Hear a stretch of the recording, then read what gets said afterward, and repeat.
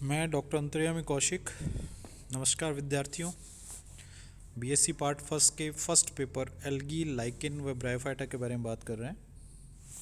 अभी तक हमने पहली यूनिट कंप्लीट कर ली है और सेकंड यूनिट में वॉल्वॉक्स की लाइफ साइकिल देख ली। आज हम बात करेंगे सेकंड यूनिट के दूसरे मेंबर उडोगोनियम के बारे में।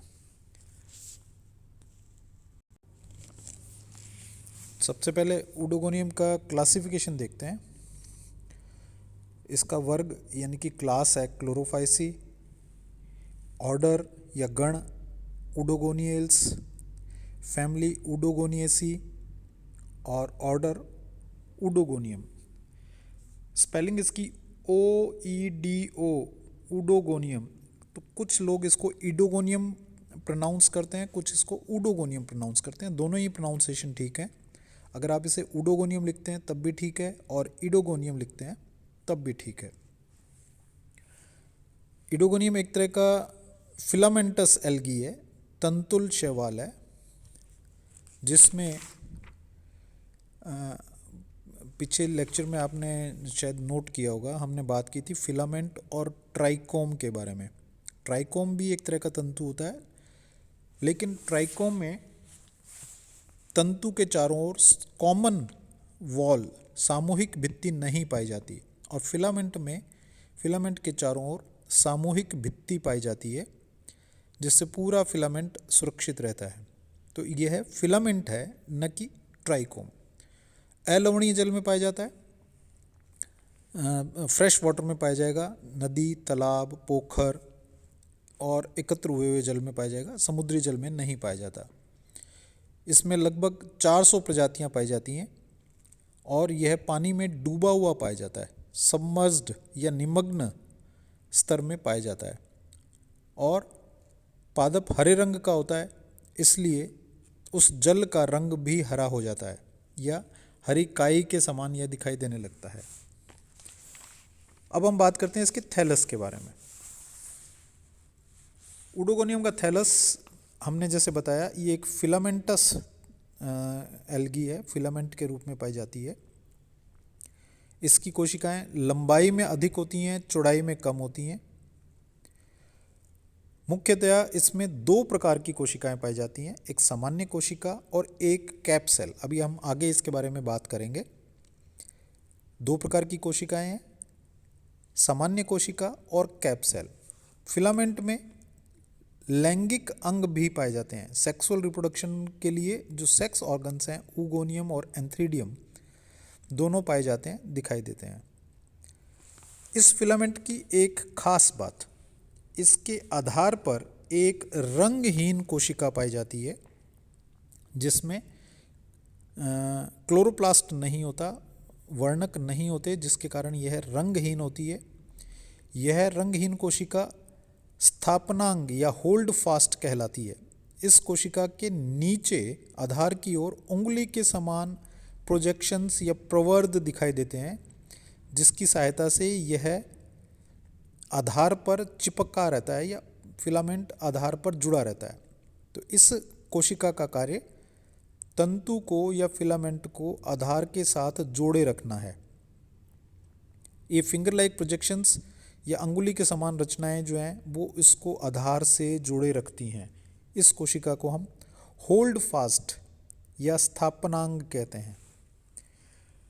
सामान्य कोशिका इसकी, जिसके बारे में बात करेंगे, सामान्य लक्षण, कोशिका के अंदर त्रिस्तरीय भित्ति पाई जाती है, 3 लेयर्ड सेल वॉल पाई जाती है, जिसमें सबसे बाहर वाली स्तर जो है काइटिन नामक पदार्थ से बनी होती है, मध्य स्तर जो है पेक्टिन से बना होता है और आंतरिक स्तर सेलुलोज से बना होता है।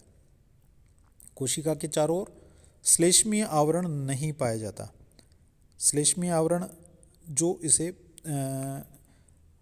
सूखने से बचाता है, क्योंकि ये निमग्न प्रकार का फिलामेंट है, पानी में डूबा रहता है, इसलिए श्लेष्मीय आवरण इसके चारों तरफ नहीं पाया जाता है। कोशिका की बात करें, कोशिका में एक ही जालिकावत क्लोरोप्लास्ट पाया जाता है, जो परिधि की ओर होता है।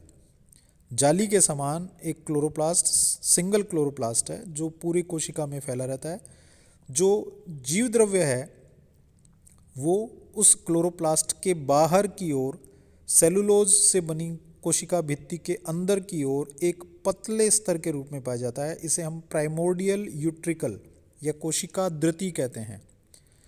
कोशिका द्रव्य, दोबारा सुनने, बाहर जो कोशिका भित्ति है उसके सबसे आंतरिक स्तर सेलुलोज से बनी हुई है, उसके मध्य में, उससे क्लोरोप्लास्ट के मध्य पाया जाता है।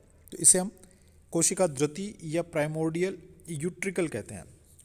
कोशिका के केंद्र में एक बड़ी रिक्तिका पाई जाती है जिसे सेंट्रल वैक्यूल, केंद्रीय रिक्तिका कहते हैं, और जो सेल सैप से भरी रहती है, कोशिका रस से भरी रहती है। कोशिका, मैंने आपको बताया कोशिकाएं दो प्रकार की होती हैं, एक कैप सेल और एक साधारण कोशिका। दोनों में डिफरेंस क्या है? जो साधारण कोशिका है उसके शीर्ष पर एक विशेष रचना कैप नहीं पाई जाती, जबकि कैप सेल के शीर्ष पर एक विशेष रचना है जिसे हम कैप कहते हैं, वह पाई जाती है। चित्र में दिखाई दे रहा है, यहाँ पर आप देखें कोशिका के शीर्ष पर कैप्स दिखाई दे रही हैं। इस प्रकार की संरचना अगर पाई जा रही है तो वो कैप सेल होगी, और इसके बराबर में फिलामेंट में एक कोशिका दिखाई दे रही है जिसमें कैप्स नहीं दिखाई देती, उसे हम सामान्य कोशिका कहते हैं। तो इस प्रकार से दो प्रकार की कोशिकाएं हैं, कैप सेल्स और नॉर्मल सेल्स। कैप सेल का काम कोशिका विभाजन करना है, जबकि सामान्य कोशिका अन्य कार्य करती है। कोशिका विभाजन का कार्य सिर्फ कैप सेल के द्वारा किया जाता है, इसे हम शिखाग्र कैप या एपिकल कैप कहते हैं। ये चित्र में दिखाई दे रहा है, एपिकल कैप 3 दिखाई दे रही हैं इसमें, और सामान्य कोशिका जो है उसमें कैप्स नहीं दिखाई दे रही हैं। इसके पश्चात आता है कोशिका विभाजन। फिलामेंट की वृद्धि इंटरकैलरी होती है, अंतर्वेशी। मध्य की कोशिकाएं जो है, शीर्ष की कोशिका और आधार की कोशिका को छोड़ करके जो बीच में जो कोशिकाएं हैं, जो कैप सेल्स हैं, वे कोशिकाएं विभाजन करती हैं। और उडोगोनियम में जो विभाजन है वो विशेष प्रकार का होता है, ये एक जटिल प्रक्रिया है, कॉम्प्लेक्स प्रोसेस है।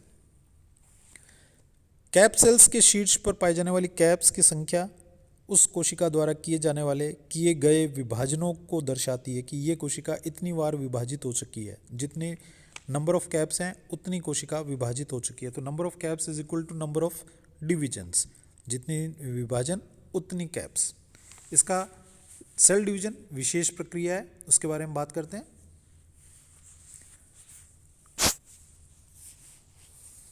कोशिका जैसे ही विभाजन, जो कैप सेल है वो विभाजन करेगी, ये तो सिद्ध हो चुका है, ये स्पष्ट है।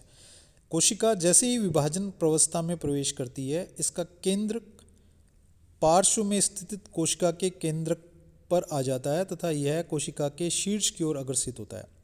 जो न्यूक्लियस है वो पेरिफेरी में शिफ्ट होगा। पहले तो सबसे पहले क्या होगा, सबसे पहले इसके अंदर जो क्लोरोप्लास्ट है, ये कोशिकांग हैं, वो सब टूट जाएंगे और टूट करके ये कोशिका होमोजेनस हो जाएगी, समांगी हो जाएगी, और इसका केंद्रक जो है वो पार्श्व में आ जाएगा।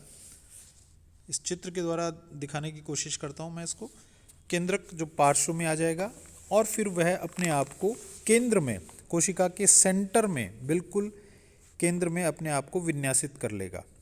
अब इस कोशिका के शीर्ष पर, चित्र बी में देखिए आप, इस कोशिका के शीर्ष पर जो सेल मेम्ब्रेन है, कोशिका झिल्ली है, वो अंदर की ओर 2 गोलाकार संरचनाओं का निर्माण करती है, या गोलाकार वलय के रूप में, रिंग के रूप में अंदर बढ़ने लगती है।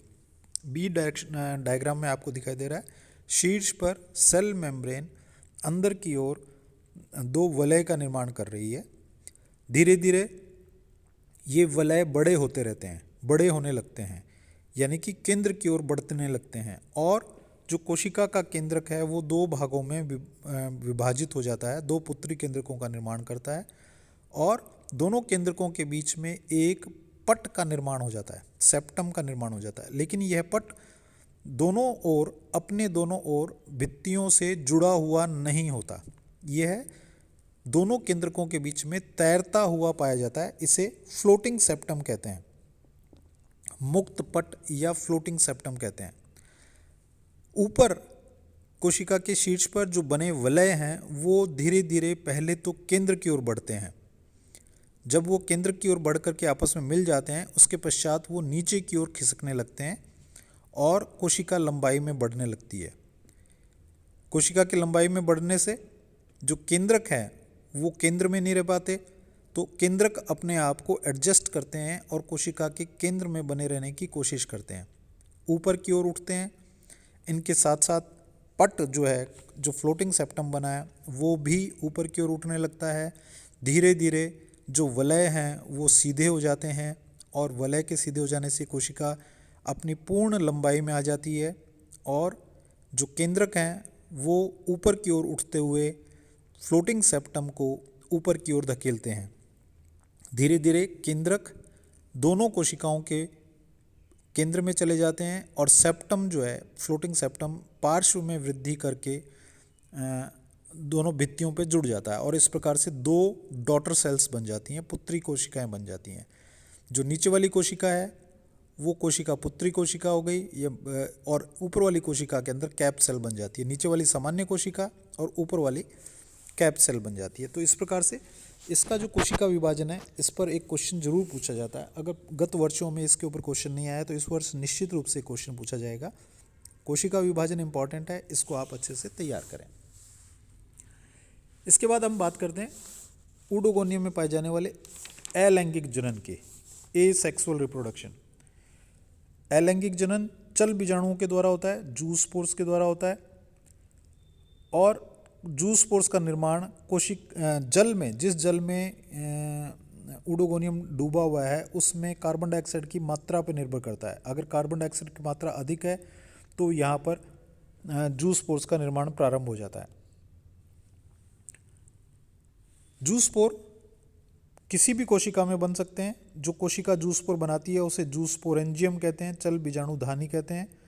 उस कोशिका के अंदर उसी प्रकार से जैसे हमने पूर्व में बात की, समांग हो जाती है, सभी क्लोरोप्लास्ट और कोशिकांग टूट जाते हैं, जीव द्रव्य समांग हो जाता है और समांग होने के पश्चात कोशिका में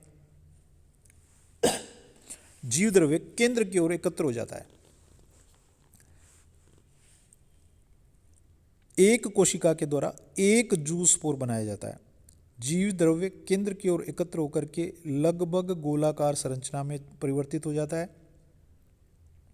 उसके पश्चात जो